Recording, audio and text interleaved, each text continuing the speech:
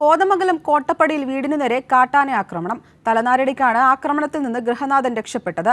കാർഷിക വിളകളും കാട്ടാന നശിപ്പിച്ചു. കോതമംഗലം കോട്ടപ്പടി പഞ്ചായത്തിലെ വാവേലിയിലാണ് ഞായറാഴ്ച പുലർച്ചെ 4 മണിയോടെ കാട്ടുകൊമ്പൻ ജനവാസ മേഖലയിലെത്തിയത്. അതിരമ്പുഴ പോളിന്റെ വീടിന് നേരെയാണ് ആക്രമണം നടത്തിയത്. ശബ്ദം കേട്ടുണർന്നപ്പോൾ വീടിന് പുറത്തെ ലൈറ്റിന്റെ സ്വിച്ചിട്ട് മുൻവശത്തെ കതക് തുറന്നപ്പോഴേക്കും ആന തൊട്ടടുത്തെത്തിയിരുന്നു. പൊടുന്നനെ അക്രമാസക്തനായ കാട്ടുകൊമ്പൻ തലകുലുക്കി വീടിന്റെ ജനലിന് നേരെ പാഞ്ഞെടുത്ത് ജനൽപ്പാളിയുടെ ചില്ലുകൾ കുത്തിപ്പൊട്ടിക്കുകയായിരുന്നു. തുമ്പിക്കയുടെ പാട് ഭിത്തിയിൽ പതിഞ്ഞു കിടക്കുന്നുണ്ട്. ഒരു സൗണ്ട് കേട്ട അറിഞ്ഞ് ഫ്രണ്ടിലെ സ്വിച്ചിട്ടപ്പോൾ ആന ഓടി വന്ന് ജനൽപ്പാളിലേക്ക് കുത്തി അങ്ങനെ തന്നെ തിരിഞ്ഞ് ഇതിൽ കിടന്ന് തോട്ടത്തിൽ കയറി റബ്ബർ തള്ളി. അപ്പോഴത്തേക്കും ഫോറസ്റ്റുകാർ വന്നു, പാത്രന്മാരും വന്ന് ഓടിച്ച് വണ്ടി കയറ്റി. പിന്നീട് കൃഷിയിടത്തിലിറങ്ങിയ കാട്ടാന വാഴകളും കമുകുകളും ജാതിത്തൈകളും കച്ചോലക്കണ്ടങ്ങളും ചവിട്ടി മെതിച്ചു.